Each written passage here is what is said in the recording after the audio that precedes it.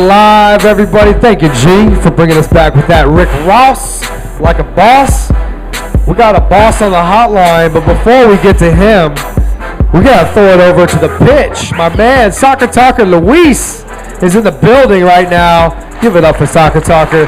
Been a lot of buzz on Twitter as the MLS heats up as we head into the summertime, when you know it becomes, a rival, as you like to say, as one of the future Big Four sports in the United States. Yes, sir. Soccer's growing. I'm excited to be part of this team and talk about it, so I'm ready to roll. Man, I saw your Twitter avatar at SoccerTalk Luis. Have y'all seen it? It's a throwback. It's a throwback, all right. My man is face paint with the Caribbean hat on. He's got the it's not quite a sombrero, but it's a nice little straw hat, yeah. And ready to roll for the Dynamo. So let's talk Dynamo. As I flipped on to NBC last night, national televised game, and I saw the Columbus Crew playing a certain team that wears orange here in H-Town. Yeah, it was a good game yesterday. Came out with a tie at the end, 2-2. It was a great game. Close, nail-biter to the end. I think we should have had that game, but the goalie, Tally Hall, made a mistake. Instead of grabbing the ball, he did a headbutt, which is kind of a bonehead move. But thanks to Brian Ching in the mix, came out and tied the game and got a point on the road. So all that matters. Now that's 2 ties in a row after the weather conditions in Chicago caused them to draw with Chicago. Yes. So now where do the Dynamo stand as far as the MLS standings? Currently we are in 5th place with 8 points. We have a tough game on the road again versus DC United next week. Next Saturday, another national televised game by NBC. Hopefully we could win it, but DC United looked real good today, winning 4-1 against the Red Bulls today. So that's going to be a tough task next week. All right, so what have you liked from the Dynamo lately, and what have you had some concerns about with the Dynamo lately? They're starting to attack more. That's a good thing. The midfielders are playing good like they're supposed to. My only concern right now is the backfield a little bit, giving a lot of close goal shots, and Tally Hall is not going to be able to defend all those goals by himself. So he could step up the backfield, step it up, we'll be all right. And I have a feeling if they get a few more, at least 1 or 2 more wins on the road, at the end, home stretch, home sweet home, and I could see us playing big time in the finals this year. Do you know offhand how many home games they will have this year? I think the last 20 is 17 out of 20 at home. So they'll have 17 home games. Yeah, 17 out of 20 in the stretch. That kind of works out well. Yeah, for the team. Just ask Sporting Kansas City. What do you expect? Speaking of Sporting Kansas City, they are dominating the MLS right now. They're dominating. They finally lost last night, I believe. They were on a 7-game win streak. Now they're 7-1, but they still lead the league with 21 points, which is their first place, just dominating. How many points does the Dynamo have right now? 8. 13 points behind. Wow, that puts it in perspective. Yeah. All right. Well, so what do you expect here? By the time the Dynamo get home, how many points do you think they need to have to put themselves in a good position with those 17 home games? As long as we can stay in the top 4 in those standings, we'll be fine, and we'll have home sweet advantage, home field. What are you expecting for the home opener? Man, craziness. Yeah. Excitement. Yeah. I can't wait. Awesome. I'm ready. Awesome. You'll be there. I'll be there. Covering the game. I'll be there. I think we're all going to be there. I hope this guy right here, which is yawning over here, will be there too. Is he yawning already? Soccer puts me to sleep. We need you to stick around. Shots for Andrew, please. That's his Xanax right there. That's my Xanax. Yeah, right. I noob it with soccer. Do you ever find yourself wide awake in the middle of the night and you call Soccer Taco? No. Hell no. What kind of question is that? Just, awkward. Maybe. Hey, Luis, talk soccer for me. I mean, Luis said that game the other night was a nail-biter to the end. 2-2 tie. Yeah. Wouldn't that put you right to sleep? Yeah, but I could also watch grass grow. I could also watch clouds or count sheep. What do you do to go to sleep? I just go to sleep. I was falling asleep at the baseball game today. 12-0, like, oh, man, it's a blowout. Were you there? I was there. Oh, see? He didn't know what to do with himself. He's like, oh, my God, all this scoring, grand slam 4 on one swing? What does that mean? I don't know. Well, hey, let's bring on somebody that might wake it up, because San Antonio is now awake, and they have their own soccer team, the San Antonio Scorpions, and we have the owner and president of the franchise, right now. Oh! Try again. Oh! That was a scorpion. That was like literally a Decepticon that just took over the line. Woo. What are you doing to us? First we can't hear you when you're at the game, and now we've got this crazy buzz. Yeah. All right, Michael, are you there? What happens, hold on, let's give it a shot one more time here. Okay, all right. No. A little technical difficulty, but we'll get them on here in a little bit. So talk about the experience. Talk about the team. Yeah, I went to go check out the Scorpions game last Sunday in San Antonio. It's a minor league team right below the MLS with the North American Soccer League. Pretty cool atmosphere. Went up there, check it out. Who are they affiliated with? They're their own. They're North American Soccer League. It's like a AAA in baseball, if you want to do it, equivalent to that. Okay. And they had their first ever home game last week in San Antonio. Unfortunately, they lost 4-0. And then they had their second game last night at home. Ended up with a tie, 2-2. They scored the first 2 goals ever for their franchise last night. It's pretty cool. I was watching the Dynamo and the Scorpions on Ustream. Now, if the Dynamo was looking for a player, could they pluck somebody off of the Scorpions? They can on a loan. That's right. It's a loan, Andrew. You loan somebody. You're loaning people. Then what happens if you don't pay? You're going to foreclose on your loaned player? What the heck is that? You have to renege. Is that how it goes? Well, hey, that's the system they use, I guess. Do you actually send somebody out there to go get him?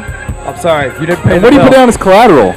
Who knows? Yeah, that's kind of weird. Who knows? You know how the Italian soccer league is. No, that's all money. They deal in straight paper. Yeah, absolutely. Straight cash, homie. Absolutely. Well, we tried to get Michael on the phone. Is he on right now? Can we give him another shot real let's quick? do that. It'd be awesome. Hey, Michael, how are you doing? Michael, are you there? I'm on. Can you hear me? Yes. Awesome. Well, welcome to Sports Rap Live, Michael. Our buddy SoccerTalker Luis is here at the table, and he has talked a lot about this Scorpions franchise, a guy that's very excited and made the home opener and was just talking about the experience, so we are so glad to have you on the line. Well, I appreciate you having me on air and apologize for those FC Dallas gremlins that were playing tricks on us, but we're here. Awesome. Well, it just gave us a little time to banter. We've got our good buddy Andrew Martinez here, and we are every week trying to convert him to the soccer side of things. They're trying to convert me over to the dark side. Now, I'll probably try and make it out to the home opener, though. We'll see with the Dynamo. All right, well, Luis, I know you wanted to have him on and talk a little bit about this franchise. Hey, what's going on? Michael Lewis here. How you doing? I'm doing well, man. How you doing, buddy? I'm doing great, man. It's a pleasure having you here on the show tonight. So my question is, how did you get involved with the San Antonio Scorpions? Yeah, it's a pretty amazing project. It's called Soccer for a Cause, and for the first time in professional sports, a pro soccer franchise has been created to raise money for the special needs community. And so 100% of our net proceeds and profits are going to go to Morgan's Wonderland, which is the world's first special needs amusement park, and the special needs community. And so not only are we bringing professional soccer to San Antonio, which is a great soccer market, just like Houston, but we're doing it for a good cause with all of our hard work and all the support of the fans going to help the special needs community. So it's a really cool project. Well, Michael, that's the first time I've actually heard about this, and I am really impressed. That's amazing. Have you been involved with other sports franchises to be able to build a model like this? Yeah, I ran the business operation for the LA Galaxy and started the campaign to bring David Beckham over to the U.S. I ran the FC Dallas and Pizza Hut Park facility as their president general manager, and we built a Major League Soccer staff and a really strong sustainable business model that'll be profitable our first year. And we're playing in a high school stadium, admittedly a very nice high school stadium, year one, while we're building a soccer stadium right across the street that'll be open in 2013. That will also be used as a concert venue and facility for music festival. So it's a cool project. Awesome. That is great. Well, I got to tell you, I guess that Beckham thing worked out this past MLS season as the Galaxy go on to win the championship with Beckham actually on the field. Yeah, and on Burger King commercials. He's done a lot to raise the profile of the game in this country, and that was really a major part of David Beckham coming to the U.S. is that he's on the news, he's on the all the popular gossip shows. I mean, he's he's a rock star more than a soccer player, and so it helps elevate the status, at least in the general market of the sport of soccer and Major League Soccer. So it's worked well. Michael, is he a cool guy? Yeah, absolutely, man. He's a super cool guy. I mean, he's all about the community, and he's a humble dude, and you know, he's obviously married to a former pop star and Tosh Spice, and so you know, he certainly is on a different level in a lot of respects. But he's a cool dude, no doubt about it. Well, for all the fans that are unaware of the NASL, can you give us a little information more of the league? Yeah, the North American Soccer League, we just entered we're starting our second season, and the San Antonio Scorpions took the spot of the Montreal Impact, who were promoted to Major League Soccer. And it's second division soccer. It's the highest level of soccer below MLS, and it's got 8 teams in Canada, Puerto Rico, and the U.S., and will expand by quite a few teams there in the next couple of years. And it's all about, you know, building a soccer market in other markets that aren't MLS markets through grassroots. And 4 of the last 5 expansion teams to Major League Soccer came from second division soccer, including Seattle, Vancouver, Portland, and Montreal, which are some of the most successful teams in MLS. Yes, sir. Yes, sir. And another question is, who picked the team name? The owner or the fans in San Antonio? Yeah, you know, it's really cool. And I sat down with Gordon Hartman, who's the owner of the team, and we came up with sort of our plan. I pitched him on taking the anti-Jerry Jones approach. And what I mean by that is, you know, Jerry Jones is a micromanager, as we all know, with the Cowboys. I said, let's let the fans, let's let the community build this brand. And he agreed. And so we actually went out to the fans and said, you name your team, San Antonio. And the community named the team the San Antonio Scorpions. Our logo was actually designed by the community, by the fans, and voted on by the fans. The jersey and the uniform, which were sponsored by Nike, was designed and voted on by the fans. The songs in the actual stadium are basically selected by the fans. So the fans are the DJ on game day. Promotions are being selected by the fans. And so we started a campaign called Our San Antonio, Our Team. It's all about letting the community build the brand and build their clubs. Hey, who brings the orange slices? That's what I want to know. Capri Suns. The Scorpions girls do. Awesome. Well, hey, you know what? If you could get us one of those jerseys, we'd love to display it here. We've got a nice setup on our table. We have a video podcast that we put up with quite a few viewers from around the country and around the world. If you guys could get one of those to us, we would love to represent for the Scorpions. You got it, man. Well, we appreciate the support and coverage, and we've got the technology, so we can make that happen. Awesome, man. Awesome. Well, Michael, thank you so much for joining us. I know Luis wants to thank you again. Thank you again. And tell the fans why coming in the summer, why they should go see the Scorpions besides SeaWorld, Six Flags, and the Missions play in San Antonio. Well, I think there's a cool relationship between Houston and San Antonio, and I was amazed by the number of Dynamo fans that were at our first game, which was really cool to see. A lot of our fans are coming down to Houston for their home opener on May 12th, and so I think there's a cool relationship between the two cities. We have a Houston Dynamo player on loan that's playing for the Scorpions right now and doing really well for us, and there's going to be a really cool relationship between the Dynamo and the Scorpions. And at the end of the day, you're supporting a great cause, and you're coming out and you get to party in San Antonio, so could be worse. Awesome, man. Well, we'll come party with you over the summer. We promise you that. Awesome, guys. Well, I appreciate having me on here. All right, Mike. We'll talk to you soon, man. Thanks so much. All right, guys, there you have it. Soccertalker Luis bringing it. He is on he's got the coach of the Dynamo on. He's got the president of the Scorpions on. All we got to do is bring Beckham over here. That's it. I'm on the mission of bringing on the Golden Boy on air. So bring him on. He's got a big fight coming up. Yes, he might want to promote that, too. There you go. never know. Right here on Sports Rap Live. All right, man. Shout out to the Spring Branch Mexican. I know he was really excited to hear you segment tonight. Yeah, absolutely. All right, we got to go to the top of the hour. We're going to bring it back with the intro. Don't forget, we're here till 10:30. At Junction Bar and Grill, 160 West Gray. You can hear everybody. Listen. Man, it's crunk up in here. Packed up in here. On a Sunday night. So you guys get over here. We'll be right back here on Sports Rap Live.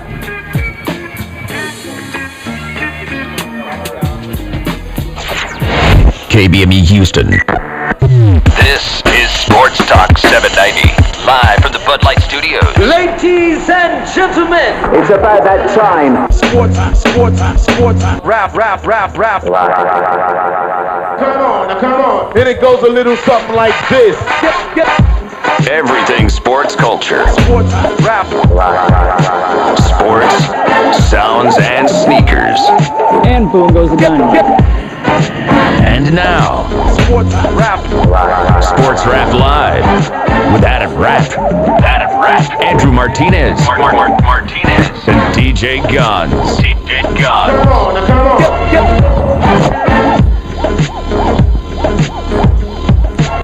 You're hot. It's Courtney Lee with the Houston Rockets, and you're listening to Sports Rap Live on Sports Talk 790 and iHeartRadio.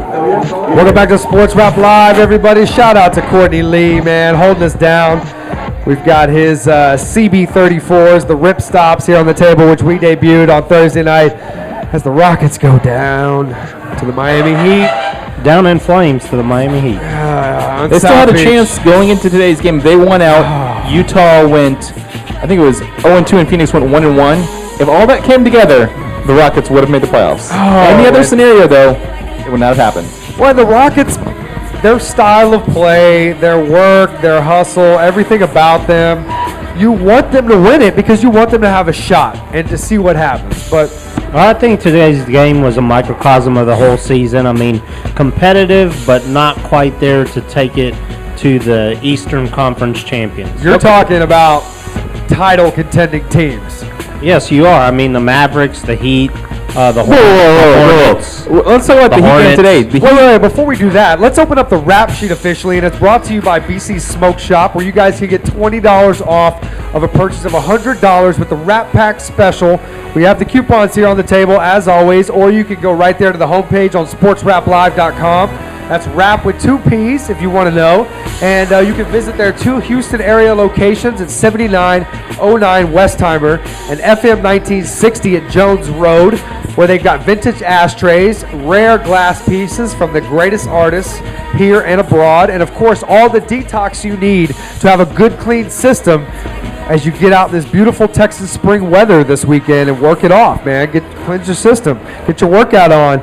And speaking of getting their workout on, happy to see the Swag 5 from Kentucky announce that they were all going pro together after winning the national championships. Shout-outs for Shout-Out Sunday to Anthony Davis, Terrace Jones, Kid Gilchrist, Lamb and Teague. Godspeed in the NBA. I'm so happy for these guys. You know, why not? In this era of basketball, why not go out with the 5 of you? And just it reiterates what Cal had said about, it being about the players, and that he wants to, I think he's embraced the one and done system, and he's trying to get these guys in that he knows that he can maximize their potential by getting them to buy in. And now that they've bought in, look at their draft stock. These guys are all projected to be first rounders. So it's exciting for them, and it's exciting for the Kentucky program. Well, you know what he does? He basically puts his college team into the conversation of NBA B teams. Because they always say when there's a great team like this, don't tell me they couldn't beat right now Charlotte team. This Charlotte team won 7 games. They could. Or they could be in the game. And people always argue that there's 12 college players versus 12 NBA players, but I'm sorry. Yeah, the Bobcats, they were basically a excellent college team with Kemba Walker lost in the mix. I don't know. You give me Anthony Davis on that court, he's already the best player maybe. I mean, who's going to stop him?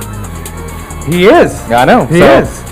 And he's only going to get better. I agree. I can't wait to see him in the NBA level. I can't wait to see if he gets picked by, it'd be really interesting to see if he ended up on Washington, because then he'd be playing with another Kentucky guy. John Wall? Yeah. Who came through Cal. Yeah, so it's going to be interesting to see. We'll talk about this whole tanking situation and what's going on in the NBA here in a second. Well, speaking of tanking, let's talk about these Rockets who are heading for the off-season workouts a little sooner than we all expected, with an end-of-season collapse before the finish line. Kadoma, your thoughts? I mean, some people call it a streak. You call that a skid. Losing consecutive games in a row. Well, then the skid mark is all over Houston, because that was an ugly road loss. I mean, they hit it going into the All-Star. Coming out of the All-Star, you kind of expect that from a young team. But, I mean, again, it's a microcosm of the season. Just no closer, can't finish, whether it's a game or the entire season. To be honest, they're lucky to even finish this well, Adam, considering Kyle Lowry being out and Dragic stepping up. Just going to say, do you guys agree that a 500 season, if you would have said before the season they would finish 33-33, which they still could, but they have a chance of going 34-32 now and having a winning record. Would you have taken that before the season with a shot at the playoffs in the last week? If that was what I thought would happen, is they were going to be around 500. They're not They're not bad. Didn't we all think that, though? They're not bad, but they're clearly not elite enough to where they can bounce back from a loss and shrug it off and get on to the next game and refocus. It seemed like every loss would linger around with this team and would affect them another game, or they found a way to lose a game and they would repeat that loss, the next day or the game after. All right, well, what is this team missing besides a big who can rebound, a true star scorer, a veteran coach who has experience leading a team into the playoffs? Anything else? Am I missing anything? I was seeing. They got a nice mascot. Yeah. They got a nice team look to them. That's about it. I mean, they can blow this whole thing up right now, and that's the problem is that they're almost too good for their own good. They float around that. They tinker with we're trying to get the 14th pick for the third straight year in a row. Oh, God. I mean, that's what could happen. That's another train going. Yeah, that's another. Twin. What's the twins? Morris's. That's another Morris brother for you. It's rough to it's tough to blame a lot of this on Morey because he's tried to make moves. Even going into this season, right before when the lockout ended, he had a deal in place. And Stern put the kibosh on and kind of erased that whole 3-team trade that the Rockets were going to try and get your boy Paul Gasol, Captain Flopper.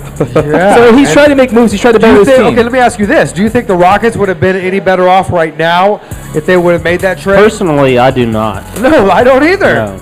That's why I was like, why blow up the young talent that you developed, Daryl Morey, right now? That young talent's not worth anything.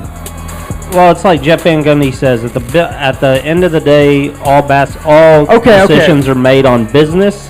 There was no one going to the games. There was no one watching the games. They needed that star power to bring the fans back. The W's weren't doing it for them. I mean, they were competitive. They were beating teams like the Lakers, the Thunder, staying right in the mix where it had home court advantage in the playoffs. The number one team in the NBA right? They had a string where they beat Memphis, Chicago, LA, Sacramento, and Portland. There some pretty good teams in there within a 6-game stretch. And then they went nosedive. Well, let me ask you this. Who do you keep from this year's squad to build around? Parsons, Dragic, Bud, Courtney None Lee? of them. They're all available. Any trade that makes me better and gets me a superstar, let's do it. I'm not connected to any single player on this team. I think they're all nice players. I think they've done a lot for the community, especially like Luis Scola and some of the guys that have been here for a while. But you cannot stay connected. You can't get emotionally drawn into any of these players if it makes your team better. Get me a superstar, I will show up. Shout out to the Rockets. Hey, you played your hearts out. I would take any of those guys on that team any day of the week. Well, I have to say, Andrew talked about Morey trying to make the Paul Gasol deal, but we also know we had some good friends of the Rockets come by the show, and they were very adamant that the Rockets were trying to make a big deal by the trade deadline, which didn't happen. They had no interest from other teams in any of their players. No one wanted to deal with the Rockets. They wound up getting rid of a lot of their bench players, acquiring Derek Fisher, buying him out, clearing a bunch of cap room. So I think this offseason they're going to spend some of that money to kind of acquire a superstar or perhaps move up in the draft. I hope so. They have to do something. There's only so many superstars in the NBA, though, and that's the problem, is that if you don't get that guy in free agency and you can't draw him to your city, really the only other way is to tank as hard as you can and get lucky in the lottery. Yeah, it's true. All right, well, let's talk about the San Antonio Spurs, who are actually in the mix for not only the best record in the Western Conference, but in the NBA right now. And Pop's at it again. What an incredible job by Pop. Luis, you're a diehard Spurs fan. Everybody knows that here. So I'm going to give you a couple minutes to talk about your Spurs. Man, it doesn't surprise me they're on the top. The only thing I'm worried about is they don't have a big collapse like they did last year in the first round. But I think they learned from that experience from last year. They're resting their players. It's coming up with a game plan on how to use the players, how to rest them, and be ready for the playoff run. You're going to look at Phoenix. Do you think Phoenix has any shot, Kadoma, to beat the Spurs? Well, it's a rematch of years back. Remember that series? I mean, Steve Nash's nose falling off his face, getting thrown into this Phoenix team isn't even remotely close to that this was team. That was an Ori play. That Phoenix team was completely different. I don't even know who their go-to guy is in that offense. Because, in that series, it was Amari and Nash. I can't say Nash and who? Dudley? No. I don't know. Isn't Steve Nash playing with a cane now? I don't even know. Nah, hey, you just passed. Shout out Sundays. Shout out to Steve It's Nash. most likely going to be Utah, or I think it's going to be Utah. I think it's going to be Utah that comes out of there. Why? Because you're looking at the numbers? Because they got 70% chance to clinch it? No, because they already one game ahead of them. Okay, we'll see. And the Hey, standings. I never count out Steve Nash. I think Utah has a lot better chance beating the Spurs than the Suns do. Personally. Much better. I would like to see Derek Favors. I would like to see him go up against some of the front line that San Antonio has. I think that's a nice matchup. I also think Devin Harris brings something to the table, a little bit of nice speed. He's played San Antonio many times. Speaking of not so nice matchups, how about OKC and the Lakers? We're coming up on a break, but I want to touch on this game right now because Ron Artest was back. Tupac's not the only hologram back. I saw a hologram of Ron Artest throwing elbows in the back of fools' heads today. And somebody said maybe it's because he calls himself World Peace now, and he thought that was Bin Laden with the way James Harden rocks that beard, and he was like trying to bring world peace. Wow. To the world. I don't know. I don't know about that one. Am I right? This is exactly like when that lion bit the face of Siegfried and Roy, and they're like, oh, what happened? No. Oh, the lion attacked him. They're like, no. The lion went lion. That's what lions do, and that's how you have to treat Ron Artest. When he goes crazy, people are all shocked. They're like, oh my God, he went crazy. No, he didn't. He went Ron Artest. This is what he does. Why are people shocked? Why are people surprised?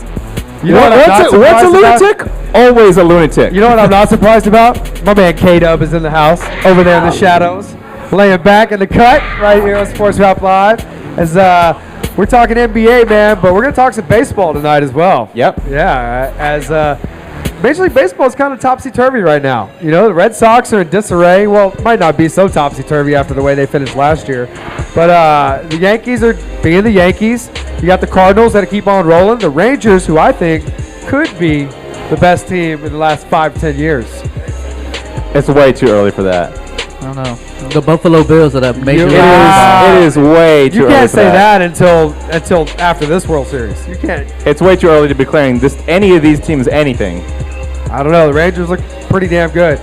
Well, let's go back to this Lakers-OKC game before we go to break. Are we up on it now? Okay, well, hey, when we come back from break, we'll get into more of the Rapp Sheet, talk some more NBA. We'll keep our eye on the diamond, and we'll talk about more shout-outs We're going to try and later get our on. boy Dan Wolken on, too. Yes, absolutely. I'm going to effort him right now. Okay. Get him on the line. All right, you guys stick around. We'll be right back on Sports Rap Live.